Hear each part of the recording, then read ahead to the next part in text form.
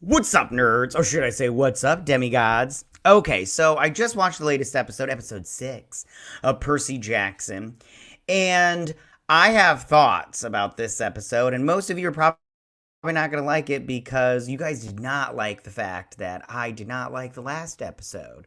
But, what am I going to do? Because uh but I just like I'm sorry, this episode was complete filler, and I know that the Lotus Casino takes place in the books, and that's totally cool and everything, but this episode was just complete filler. What they added was nothing special, and what they took away I felt like was better than this show. But I'll get into all of that in my review at the end, although I'm pretty sure I've upset a lot of you. And I just want to say, I reread this chapter, and I don't memorize this stuff, but I'm pretty sure that if I memorized it line for line, you people would be like, you didn't read the books, which is fine. You could totally say that. I can handle it. I can handle it. But I'm just saying, I don't memorize it, but I did read this chapter last night to make sure that I was prepared for this. All right, so let's get started on this breakdown. After Percy eavesdrops on a dream where a mysterious voice presenting as his headmaster from Yancey Academy talks to the lightning thief. So, like, the Chronos dream sequences have all been really good, but this wasn't as good as those previous scenes, and I think that actually having an actor be in there and doing the thing, even though I have nothing against the actor. I don't know his name, the Asian guy, but he was there before, and I do like him.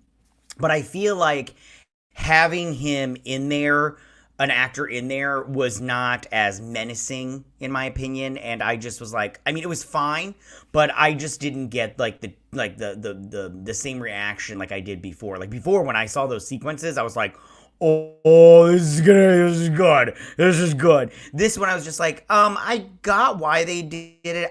I would have preferred the other way, where it was, the little sand dune kind of thingy, and then him in a cloak and the little thing. I just whatever. Plus, Luke didn't speak, and so that way we couldn't have a chance to guess. If you didn't read the books, you wouldn't get a chance to guess that he was talking to Luke. So I really wish that, and it's, by the way, spoilers, but I don't care. But I just wish that it would, because I like murder, like, when you have a murder mystery, you have a mystery in general. It's nice to get those little, those little, what are they, like little lampposts, little breadcrumbs to guess who the lightning thief is, and I feel like they're not giving you any chances to really guess, in my opinion, and I feel like them saying like Luke would have been helpful. The trio arrive in Las Vegas and inform Luke through an iris message that Clarice might be the thief. This part was fine, but I would have preferred the car wash from the book compared to them in the little thing with the little crystal. I would have preferred that, if you ask me. I just think that I liked that scene from the book. So, but that was fine. It's not a deal breaker. That's not why I didn't like this episode. At the Lotus Casino, Grover finds a family friend who says that he found Pan, and Percy and Annabeth find Hermes, who refuses to help them. Okay, so this part, in my opinion, was just completely ridiculous to me. I definitely feel like the book was way better at conveying everything that went on in the Lotus Casino. I liked the little debit cards that they had. I liked the fact that they played games. I liked when they ran into that kid that was from the 70s, and then they just kept asking people what year it was. Percy did. But I like the whole thing with Grover and the old guy was just a waste. I was just like, I do not care about this scene. Plus, Hermes is in this scene, and I was just like, why are you even here, Lin-Manuel Miranda? Skeet, Scott, Scott, a scoot, Scott, Scott, a skeet, data, and everything. I was just like, he didn't sing, but don't worry, I was planning on him like rapping a little bit in his little one note thing that he does. But and I didn't mind Lin-Manuel Miranda. I'll talk about that at the end. But I just felt like this was not conveyed as well as the books. And I know they're all like, well, we wanted to update it, but I did not feel like this update was very good. They then realize that they have unknowingly been inside the casino for days due to the air of the casino containing lotus fruit. Again, this was in the book, but this was just all a big waste. I mean, the lotus fruit being pumped into the air. That wasn't from the book. But I just feel like this whole Lotus thing was a waste, in my opinion. It just wasn't as good as I thought it was gonna be, or as good as the book. Yeah. After reuniting with Grover, they find Hermes' car, which has directions to the underworld provided by Hermes, and are brought to Santa Monica Beach by the car.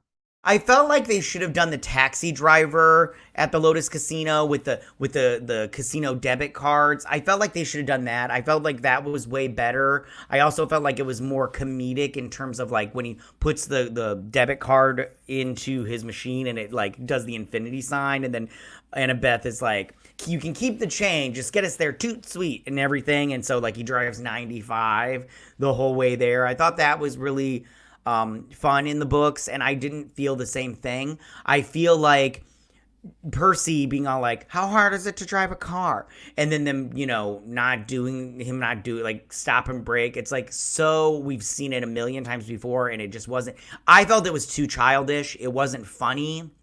It wasn't fun, in my opinion. And I just did not like this part / this episode.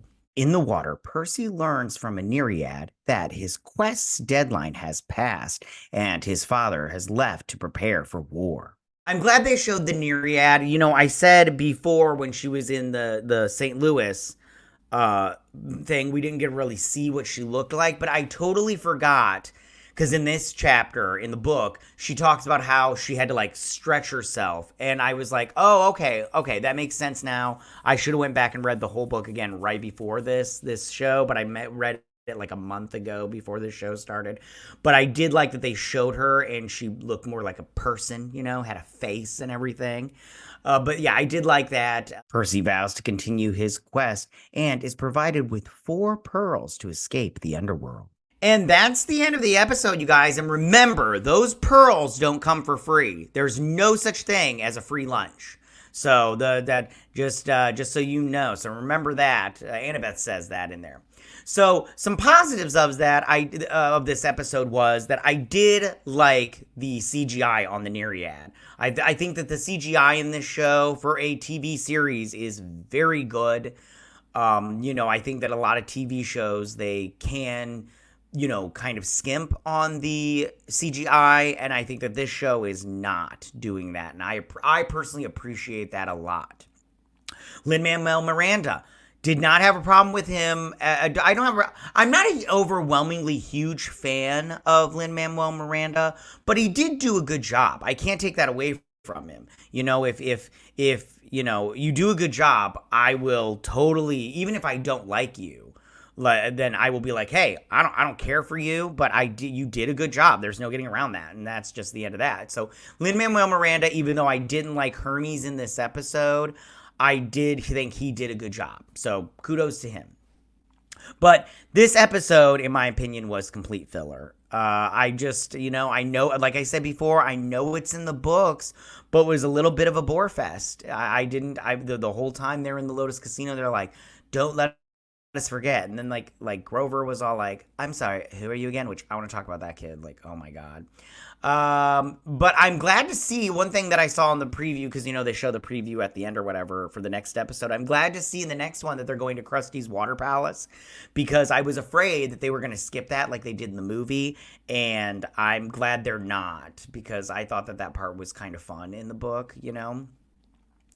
But in saying all of this, I mentioned that you guys got mad at me, but the Nereid gave him pearls. And speaking of pearls, I know some of you are clutching yours right now. And to that I say, say whatever you want to me, that's fine. But go ahead and head over to your local Walmart and pick up a thicker pair of skin. Because if you don't like the fact that I didn't like this episode, you are, a big child. So get over yourself. Now I want to talk about the acting of the 3 main characters and the 3 main characters in general in this episode. So we're going to start off with this Scobell kid, Walker Scobell. Again, I like this kid. He's a good actor. I'm going to say it now, and I'm going to say it again probably next episode, because he has knocked it out of the park every single episode. This kid is very talented. I know that he's got these Percy Jacksons going on probably for the next 5 years, but I really hope this kid gets another, like, he can fit in a project in between seasons because he is very good. I like him as Percy Jackson. He's knocking it out of the park. My only thing is they just don't play Percy Jackson, in my opinion, as well as in the book, the character per se, because I feel like, again, they're dumbing him down, and I wish they wouldn't do that. I wish they would just, like, you don't have to dumb Percy down to prop up Annabeth. Annabeth is totally awesome in the books, and which I'll talk about her in a little bit, but you don't have to prop her up and bring him down. They both have their place in the group, and I think I think it is missing something. I mean, they're kind of pulling it out of that a little bit, but at the same time, I'm just like, I don't know, man. Okay. Now I want to talk about the kid that plays Grover. He's bad. He is not good. They need to stop giving him these long scenes with other characters. He is a bad actor. I would recast immediately. Every time he's in a scene, I'm just all like, oh my God, this kid sucks. And not in a good way, if you know what I mean. He's just bad. He's bad. I don't like this version of Grover.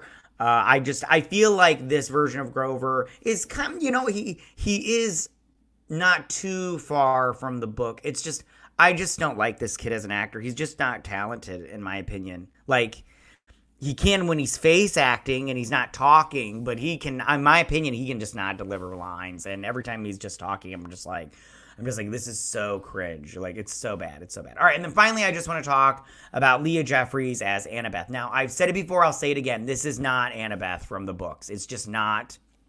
But Leah Jeffries, good actress. She's very good. She's good. I'll give her that. I don't like this character, but she is talented. Like, I can't take that away from her. But Annabeth in the books, I just don't feel like this is Annabeth from the books because she's not even trying to, like, there's just no, I don't know, man. There's just no, like, empathy, I'll say. But I just, like, when I read the books, Annabeth is a character, is a person. All three of them from the books are people that I would want to hang out with and I would want to be friends with. The show, though, is a totally different story. Annabeth, I would not want to hang out with.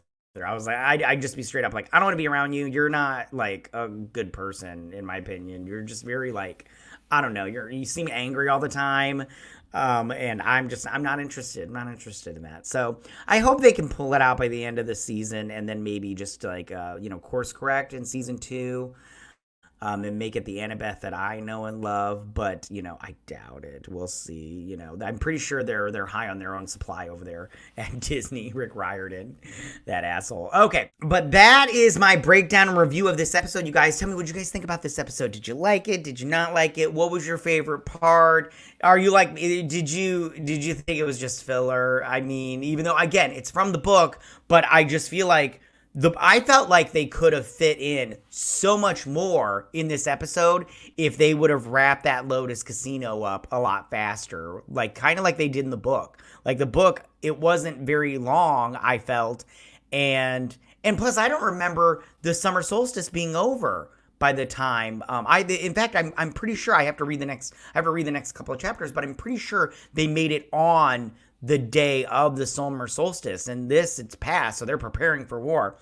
I just didn't, this episode was just, like I said, Borefest. All right, tell me what you guys thought. Go ahead and leave all your comments in that section down below. If you like this video, go and hit that like button. I won't mind. If you're on my channel, please hit that subscribe button. I'd greatly appreciate it. And we'll see you guys on my next Percy Jackson breakdown and review. You guys have a good week. Bye.